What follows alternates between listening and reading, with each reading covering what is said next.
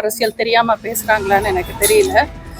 ரகுபதி அவங்களோட ஆரம்ப அரசியல் ஆரம்பிச்சதே அதிமுகல தான். இங்கேருந்து போனவங்கெல்லாம் தாய் வீட்டு பத்தி தப்பா பேசுறதே தப்பு.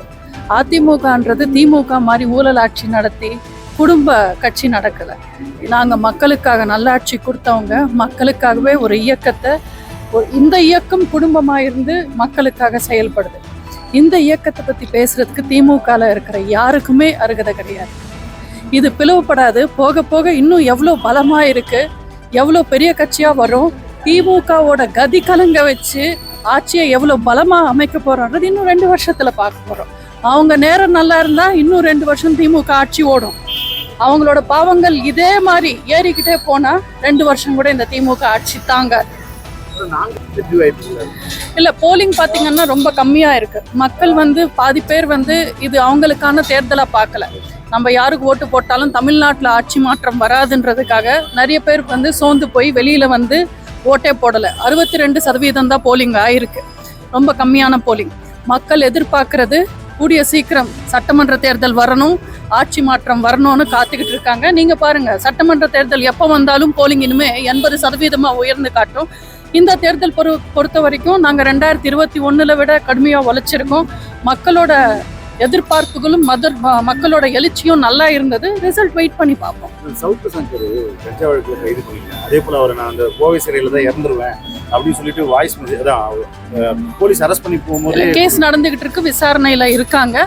அவங்களுக்கு இப்போ கேஸ் விசாரணையில் இருக்கும்போது நான் எதுவும் பதில் சொல்ல முடியாது. விசாரணையில் இருக்கு. கண்டிப்பா அவருக்கு தேவைப்படுற ஆதரவு உண்மை இருந்தா நாங்க கண்டிப்பா அவருக்கு ஆதரவா நிற்போம். அவர் மேலே கஞ்சா வழக்குன்றாங்க. தமிழகம் முழுவதும் கஞ்சா அதிகரித்திருக்குங்களா? உங்களுக்கு தெரியாதா தமிழ்நாட்டுல இன்னைக்கு கஞ்சா எவ்வளவு வளர்ந்துருக்குன்னு? அந்த கஞ்சா வழக்குல யார் இருக்காங்கன்னு, அவங்க யாருக்கு சம்பந்தப்பட்டு இருக்காங்கன்னு, அப்போ நேர்மையா உண்மையா இந்த அரசாங்கம் விசாரணைக்கணும்னா ஃபர்ஸ்ட் யாரை விசாரிக்கணும்? அந்த சையத் பாஷாவா, சாதிக் பாஷா, அந்த கஞ்சா கேஸ்ல உள்ள போனவர் யாருக்கு நெருக்கமா இருந்தாரு? இன்னைக்கு அமைச்சராக இருக்கிற உதயநிதிக்கும் அவரோட குடும்பத்துக்கும் நெருக்கமா இருந்தாங்க. அவங்களையே விசாரிக்கல. ஏன் 100 கிராமோ 10 கிராமோ இருந்தது இல்லை இருந்ததா சொல்ற சவுக்கு சங்கரதா விசாரிக்கணுமா? எவ்வளவோ குஜராத்தில் பிடிச்சிருக்காங்க, அவரை கையுங்காலமா பிடிச்சிருக்காங்க. தமிழ்நாட்டில் கண்ணுக்கு முன்னாடி ஸ்கூல் முன்னாடி, காலேஜ் முன்னாடி, கோவில் வாசல் முன்னாடி எல்லாம் கஞ்சா வித்துக்கிட்டு இருக்காங்க. இதுக்கெல்லாம் விசாரிக்காத போலீஸ் இந்த விஷயத்துல மட்டும் எதுக்காக? அவர் நியூஸ் சேனல்ல பேட்டி கொடுக்குறாரு, எங்களுக்கு ஆதரவா பேசிக்கிட்டு இருக்காரு. அதனால இன்னும் கடுமையா நடவடிக்கை எடுக்கிறாங்க. பார்ப்போம்.